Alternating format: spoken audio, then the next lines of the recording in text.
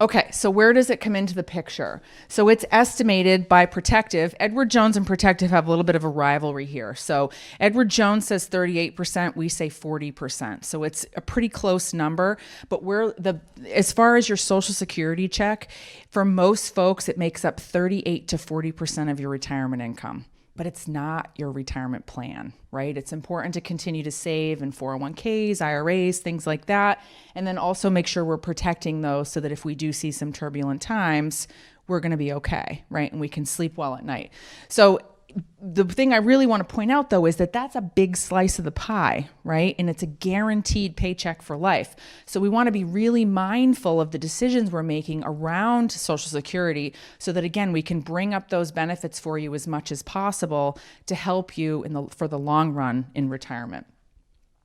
Okay, so how much could those really be? So for a high wage earner, the maximum benefit that you will receive at full retirement age is $36.27 per month.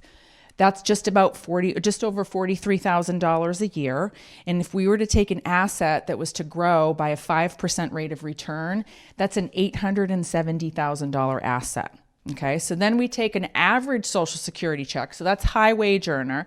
We take an average check of say $1,554, $1,600-ish. We add those two together and we think about the cumulative lifetime income that could provide for a family. That's well over $1 million in cumulative lifetime income. So it's a big decision.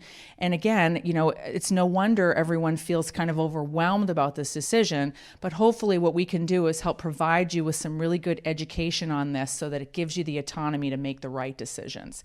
Most important thing is we want to avoid emotional decisions, right? We want to educate you and arm you with the information that you need to make informed decisions, not emotional decisions. I've got nothing wrong with emotions, though. I like emotions. It's good, but not when it comes to my finances and Social Security. All right, so amounts are significant. It does adjust for inflation. Trivia question, does anyone know what the cost of living adjustment was for 2023? 8%. Yes, even more, 8.7. Right? So a lot of times, as I travel around with an advisor like Aaron, he says to me, or he tells everyone that, when the pandemic hit, a lot of folks were saying that inflation was transitory, which means it wasn't going to last forever. But we have Social Security giving year over year cost of living adjustments, right? So guess what that means? Inflation is here to stay. So we want to help you fight against inflation so that your money still buys the same today as it does 5 and 10 years from now, right? So 8.7%, it was the highest cost of living adjustment in 30 years. It does adjust for inflation, which is great. It lasts your lifetime. In addition to lasting your lifetime, it could also last your spouse's lifetime. So what I mean by that, or where I want to kind of lean in on that for a second, is that sometimes I have folks that tell me, I don't have anyone in my family that's lived past the age of 65, so I'm taking my Social Security check at 62. Done deal, right?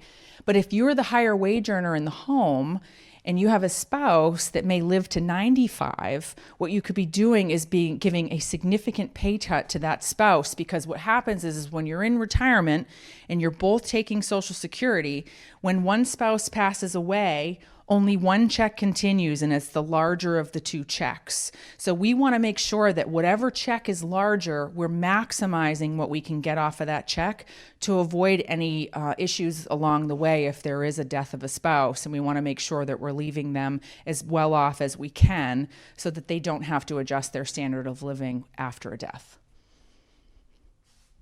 So how do we determine our benefits? So as a W-2 worker, every time you make $1,410, you receive 1 credit towards Social Security. You get a maximum of 4 credits per year. That could be all in the month of January or out throughout the year.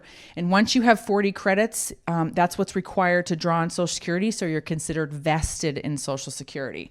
After that 10 years of work or 40 credits, you keep adding to the pile. And then at the end of your working years, what Social Security will do is they will average together the highest 35 years of earnings and come up with your monthly benefit. It's not the highest 5, highest 3. It's the average of 35 years, okay? So get a little homework for you. Didn't think you'd get homework today, but here's what I'm going to suggest that you do. Right here, you'll see this website, ssa.gov. /my account. It will also be in your workbook, okay? And the number here to request a statement is also in your workbook. What I would suggest is that everyone, if they have not already, signs up for a Social Security account online. Because now, if you know, we always used to get paper statements right around our birthday, but now Social Security is only mailing statements to individuals over the age of 60 that are not receiving checks yet, and that also don't have that account online. But what's great about that account online is that you can download a statement that's the most recent for you, so you can see what your benefits will be. You can also check your earnings history to make sure that your employer has been reporting your earnings, right? So that when you go to sign up for Social Security, it's not going to be a surprise for you. You can start and stop your start and stop direct deposit. You can replace your Medicare card. So there's a lot of things that you can do on that site. So I would suggest, if you haven't done so already, that would be a really good exercise to do when you've got some free time. So when can you start receiving benefits? So everyone, full retirement age, okay? So full retirement age by definition is when you can receive 100% of the benefits that are owed to you, okay? So I'm gonna jump forward real quick and I'm gonna show you a year of birth and then what your full retirement age is so that you can figure out when your full retirement age is. Remember, 67 is the new 65. That's that early 1980s reform that I talked about, okay? So now we've got a range in year of birth, right? And when your full retirement age is, okay? Now I'll jump back to here for just a second. So you can start your benefits as early as the age of 62. But if you do start at the age of 62, your benefit's going to be reduced by 28% from your full retirement amount. Okay, so it's a big decrease. You can also, if you're happy still working, work beyond your full retirement till the age of 70. You can delay your benefit until the age of 70. It doesn't make sense to delay any further than that. It's not going to grow anymore, so I would not suggest waiting any further than 70. But if you did wait beyond full retirement to the age of 70, you'll receive an 8% increase per year, guaranteed year over year, until you do start taking your benefits.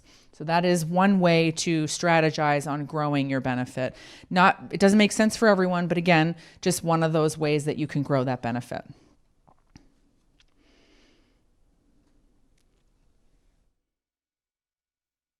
Okay, just wanted to see what I had coming. All right, so I like this slide. There's a couple reasons why I like this, but I just want to point this out here where this is basically showing that 66.5 is full retirement. We're going to use $1,000 for a benefit for easy math. If this individual were to take their benefit at 62, they receive $725. And if they waited until 70, they'd get $1,280. Okay, so there's a big difference between the 62 and 70 payment, right? There's quite a big difference between that. If I was sitting with Aaron in 2019, he would have told me all his clients were happy working. They're probably going to wait till the age of 70 to take their benefits, and we're good, right? So we'll just maximize those benefits by waiting until the age of 70.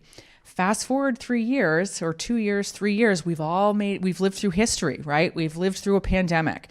Everyone's kind of reevaluated what their priorities are. And I can tell you, I won't say with certainty, but with conviction that there are far more folks retiring closer to the age of 62 today than the age of 70. So if you fall into that range, what I want you to just kind of keep in mind is that, it may not be about waiting to the age of 70 at this point, but what I would suggest is you try to at least wait until your full retirement age to draw your benefits, because you're going to get 100% of the benefit that's owed to you. Right? We're making you whole.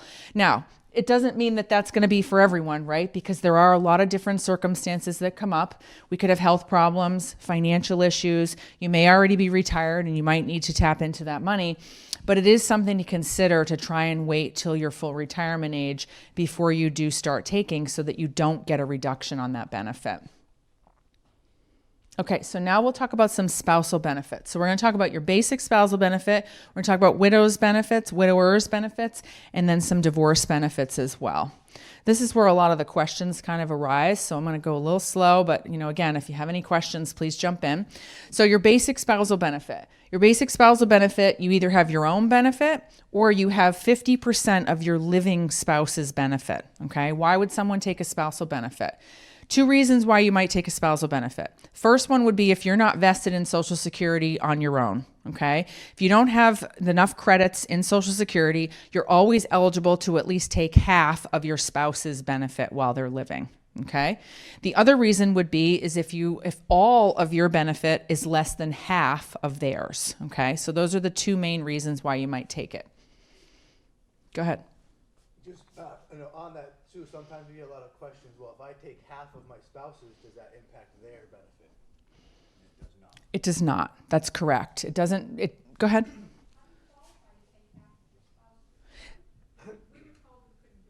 Okay, so someone in the room just asked, for anyone that's tuning in, how do you qualify to take a spousal benefit because they were told they couldn't do it? So there are some things that have changed, right? So in the last 10 years, there's been some reform to the system in terms of what you can do as far as spousal benefits are concerned. So this might actually help you right here. Here's your answer. So in order to take a spousal benefit, your spouse must already be taking their own benefit, okay? So your spouse can't delay till 70 and you start their spousal benefit, right? They have to start taking their own benefit. So that could be one of the factors why. The other, what you want to keep in mind is that if you're going to take a spousal benefit and you want the 50% of your living spouse's benefit, you have to wait till your full retirement to get the full 50%. If you decide you want to start Social Security at 64, you're going to get a reduction of the 50% that you'd be owed. So those are two things that might impact why you can or cannot take a spousal benefit, or why it may or may not make sense to you. Is that helpful? Okay. Yeah. Okay. Well, and something specific, let's talk about it. We'll talk about it specifically. It could be in another instance would be that you can't start and stop that benefit. You may be able to go back. We'll talk about it. So that it sounds like we might have a specific example that I'm going to go through. But kind of moving forward here, again, that reduction depends on how early that benefit's taken, right?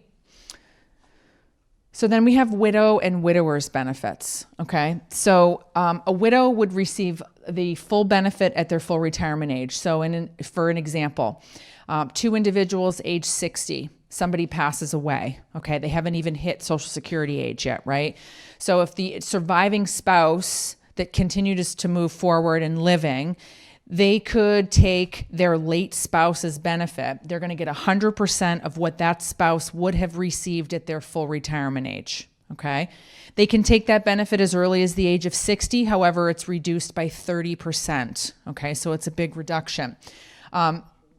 So what you want to keep in mind here, though, as far as a widow, is that a widow can start and stop benefits. Unlike spousal benefits, a widow can start and stop a benefit.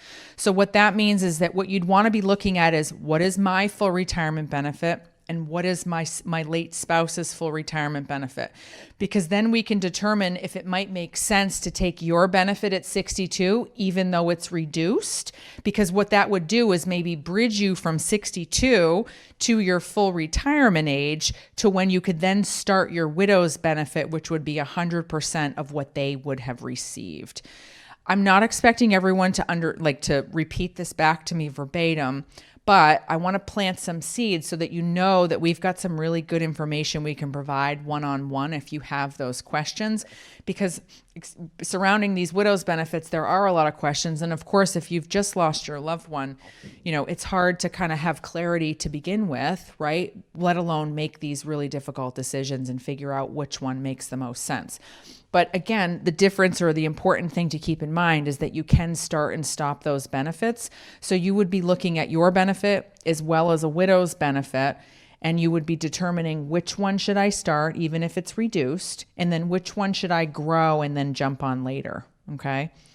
The other thing I'll mention is that if, say, you have a spouse that was 68 and they were going to try to wait till the age of 70 because they were growing that 8% each year, the benefit that you would receive as a widow is 100% of whatever they would have received in the day in which they died, okay?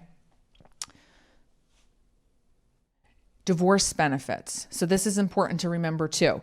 So if you were married for at least 10 years and your divorce has been final for 2, you could be eligible for an ex-spouse's benefit.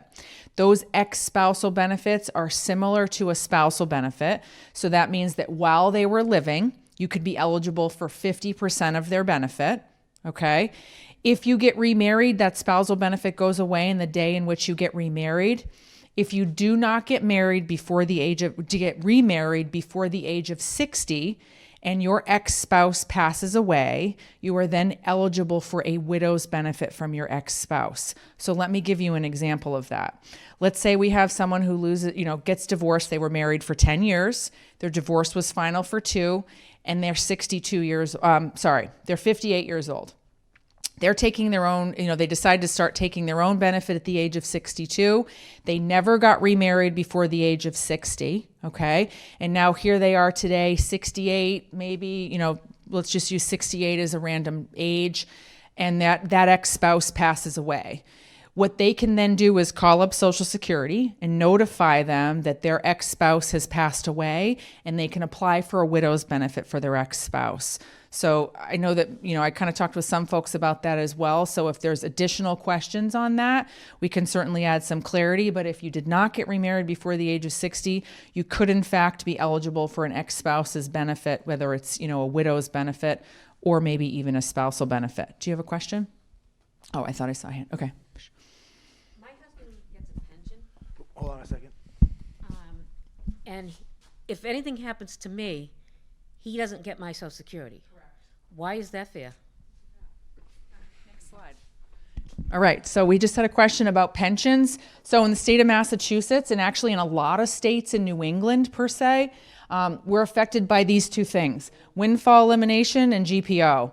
First one's bad, second one's really bad, right? That's the way we feel about them. So I'll give you kind of the way I think about it conceptually too, to help you a little bit more. But let me kind of walk through this first as far as the way that it works. So this affects teachers that have a pension, right? So if we got a teacher's pension, state municipal workers, anyone that may or may not be contributing to Social Security through their whole working years, okay? And what's difficult about this personally is that I think that there's a lot of folks that can't tell you with conviction exactly what happens. And that's why there's kind of some question here, because we don't understand it. And then you go to, your advisor, and hopefully they can give you this information, and they're like, well, maybe, or call Social Security, but you want the answers, right? So I can give you those answers. So windfall elimination, okay? Windfall elimination is for those who have earned a Social Security benefit and a government pension. Because we're in the state of Massachusetts, we planned ahead and we brought you a single brochure simply on the windfall elimination and the GPO. So you may or may not have this. If you don't, just know that we've got these up front for you, okay? If you're affected by these teachers' pensions, state and government workers, okay? So windfall elimination, what this is that if you've worked and have paid into Social Security for 30 years, there's no reduction taken to your Social Security check.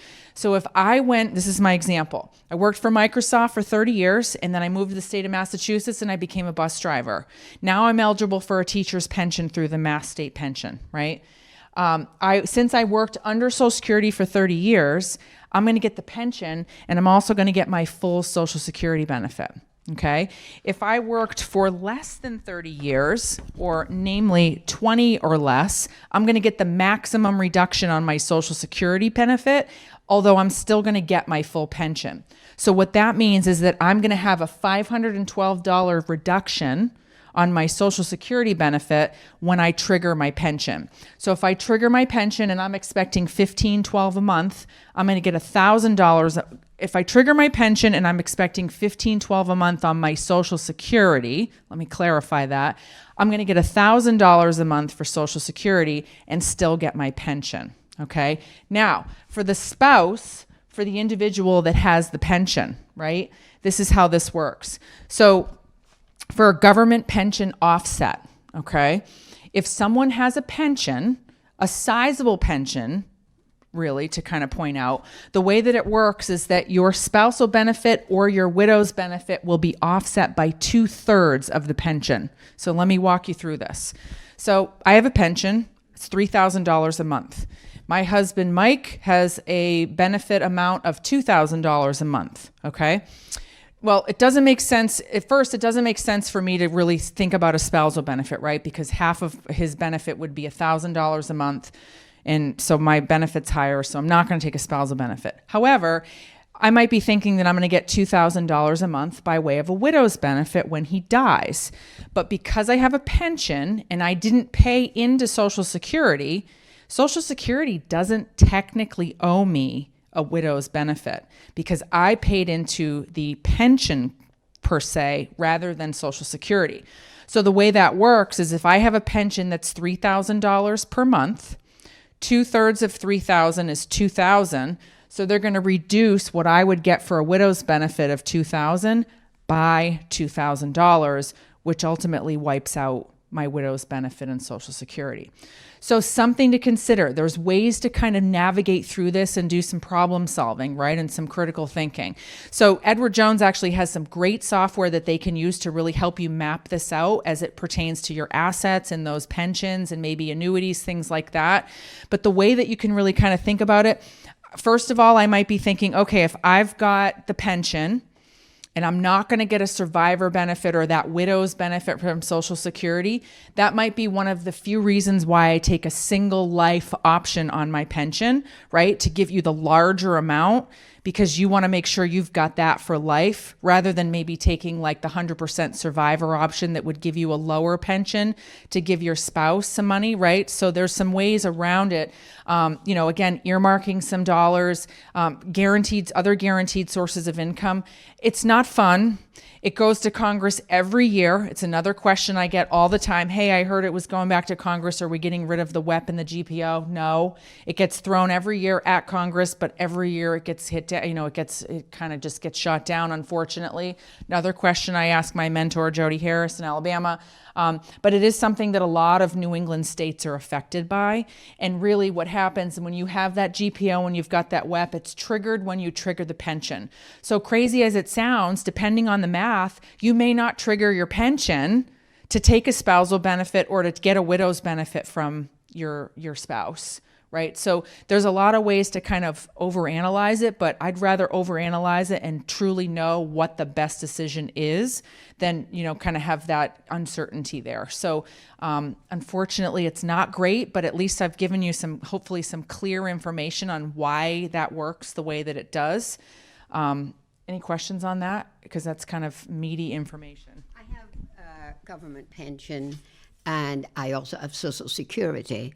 Every couple of years, Social Security wants me to send in my pension information for the last 3 years, for instance. And why do they want to deduct? They're cross-checking. Yeah, I mean, they're cross-checking that information to make sure that pension is still there and that, what those numbers are. Yeah.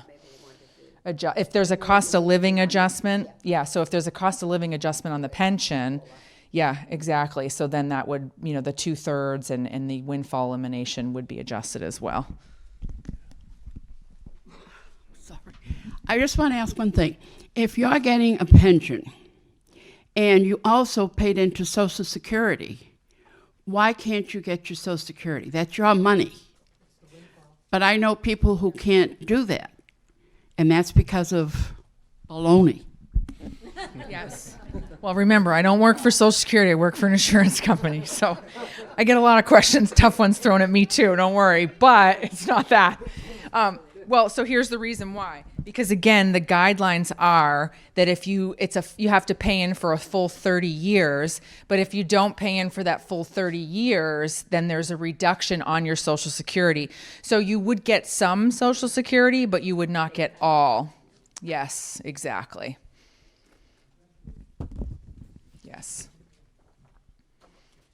Okay, thank you. We're right towards the end here, so we're going to finish up with a couple more slides. Do you have a question? Yes. Okay. Now, this is an emotional question, and you raised it, and I would like to take advantage of it. So if I become transgender, will I get the bump? As long as the state of Massachusetts recognizes that, yes, you would. And actually, just so you know, too, same-sex marriages would receive survivor benefits. And also, I don't know if anyone from the state of New Hampshire, Social Security recognizes spousal benefits or, common law marriage after death. So if you know anyone in the state of New Hampshire that's devastated because their common law significant other just passed away, that's something to also consider, that they could potentially still get a widow's benefit. We have seen some of those which have been life-changing for people. So working while you receive benefits before full retirement. So if you're before full retirement and you want to start receiving benefits, one thing you want to be aware of is that if you do any part-time work, you have to stay under $21,240 a year. If you're over the $21,240, for any money that you make over that, now remember, this is before full retirement age, then for every $2 you make, $1 will be withheld from your Social Security check. You do get that money back at full retirement, but what's important to remember is that you've just significantly reduced your check for life, right? So if you're going to work part-time and you're going to be teetering around that 20,000 range, you may want to see if we could tap into another asset rather than tapping into your Social Security first to avoid that reduction. All right, and finally, taxes. I'm not a tax advisor. I'm sure both Joanne and Aaron have great referrals for you as far as that's concerned. But what I will tell you is that, how much of your Social Security check is taxable. So there's something that the IRS uses called provisional income. So that's all income from wages, pensions, investments, any interest on your tax-exempt bonds, and then also half of your Social Security check or your Social Security benefits. So what happens is at tax time, you add up all this provisional income, which is basically any money that bears a rate of return that goes through your hands, okay? And if you are married filing joint and you're greater than $44,000 in that provisional income, you win the mega bucks and you're over the $44,000, right? We had that question. 85% of your check will be taxed, okay? So if your check's $1,000, $850 of it will be taxed at ordinary income, okay? The other thing to keep in mind, settlements, inheritances, things like that, you want to check with your CPA. That's the question you want to ask. Is this considered provisional income? Because if it is provisional income, then you may be subject to that tax on your Social Security. Just to add, for me, this is one that comes up a lot in our conversation. So if you think about your income during retirement, Heidi mentioned investments, IRAs, 401ks, other retirement vehicles that you've been contributing to your whole life and are now using that to fund your retirement. Those distributions count towards this $44,000. So it may not sound like a lot or look like a lot when you're thinking about working, but anything above and beyond Social Security in all likelihood falls into that provisional income category. And I'll share a personal anecdote as well, and Heidi actually helped me with this. I had my stepmother, when she retired, she said, I want to take a big chunk out of my 401k and just pay my house off, right? Get rid of the mortgage, not have to worry about that, a conversation or a decision a lot of people make, when they're approaching retirement. Well, fast forward a year later, her first Social Security check of the next year was like half, and she was freaking out. What the heck happened? Well, when you took that massive distribution out of a 401k, that was reported as provisional income, and so they drastically reduced her Social Security check, which was largely funding her retirement, so that was going to be a problem. I immediately reached out to Heidi, said, Heidi, what do we do? How do we fix this? And I think she had mentioned earlier you can submit for exceptions or, explain what happened, that this was a one-time event, and that's what we did, and she was able to get her benefit restored. But initially it's good to understand, again, talk to your professionals or ask Joanne or myself for an introduction, just to understand the implications of some of those decisions, because it may not seem straightforward, and then you're surprised when things change. So would it be better in that case to take a smaller amount? Would it be better to take a smaller amount in that case, as instead of a big chunk, to do it like at $1,000 a month? So I think that's where Joanne mentioned that you talk with your trusted advisors and make sure you understand it, and they'll you'll work through those specific scenarios, what makes sense, what's the implications of the big amount versus a smaller amount, but those are the types of conversations you want to have. Like Heidi's been saying, just get as much information as you can before deciding a path forward.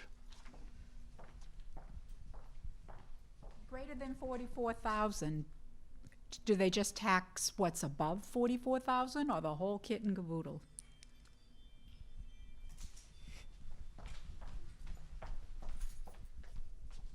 So greater than 44,000 is the provisional income, which means then both of your Social Security checks are taxed. 85% of those checks are or of the check is taxed. Okay, so we add up all of your provisional income. Again, I'll flip back to that slide, right? You add all this up and then half your Social Security benefits. I mean, if you think about it, average wage earners, just the half of the Social Security benefits for two benefits is going to be close to the 44,000 right there, right? So then once you get up over the 44,000, that means that both Social Security checks will be taxed, right? 85% of both of those checks would be taxed.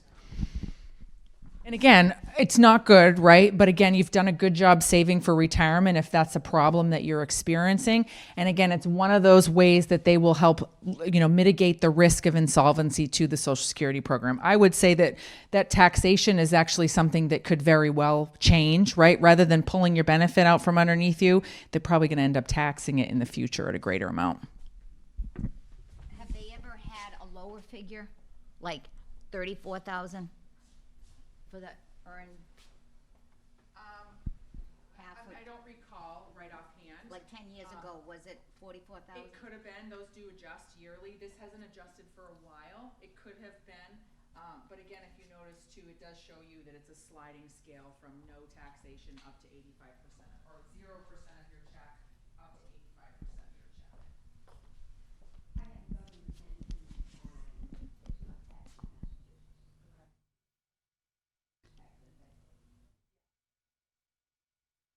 Does your mandatory withdrawal that you have to take every year from your IRA, does that impact your 85? Yes. So I've never seen my Social Security check change other than I got the increase. So the question was required distributions for your IRAs, right? And this could be changing. It did change last year. So right now it's, if it's 72, you have to take a certain amount out. The question was, does that required amount factor into the 44,000? And it does. Basically any income that comes into you is gonna, there's very few exceptions. Most of that is gonna go into or be included in that calculation of provisional income.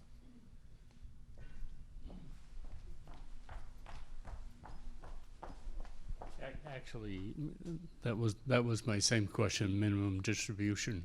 So that's the answer.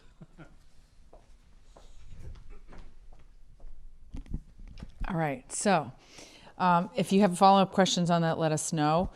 So filing for benefits, again, you've got a couple of different options. You can go in person now for most folks in most areas. You could also go online or you could set an appointment. These are all right in the booklet as well for you so that you've got all that information. So I would say in closing, what I will say is that hopefully you like me by now. I'm going to give you a little tough love, okay? So one thing I find as the average investor is that they don't diversify amongst asset classes so much as they do financial advisors, right? So I would say that if you have kind of some things here and some things here, you would be best served by choosing one trusted advisor to help you manage all of your assets that you have, in addition to your Social Security and helping you with these Social Security and Medicare questions. So I say that because, I really think that, sometimes we do ourselves a disservice, although we think we're doing the right thing, because there's a lot of overlap that can happen there, and really having that full and fair disclosure with one individual and making sure that they really have your best interest at heart is going to benefit you the most in the long run, not just to get to retirement, but obviously get through retirement as well. And then the other thing I like to talk about is my financial junk drawer, or your financial junk drawer. Everyone knows what a junk drawer is. I have two in my kitchen, okay? I have not one, but two. And when I talk about the financial junk drawer, what I say about that is that it's kind of that junk drawer that we throw all these financial things into over time because we want to do the right thing, right? Young families buy term insurance in case we don't live long enough.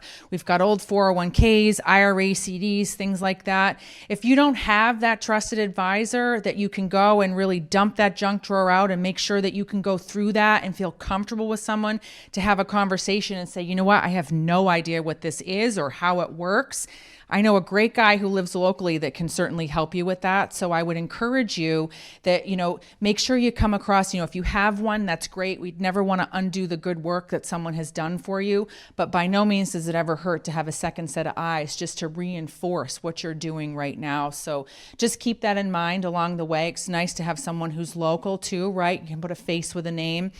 Same thing with Joanne. Obviously, it seems like she's a celebrity around these parts. So, but thank you very much. I really appreciate it. I hope it was helpful. If you have additional questions on Social Security, we have a couple more minutes here that we can stay and help you out. And I hope you found this informative and we've at least added a little bit more clarity to the topic for you today. So thank you.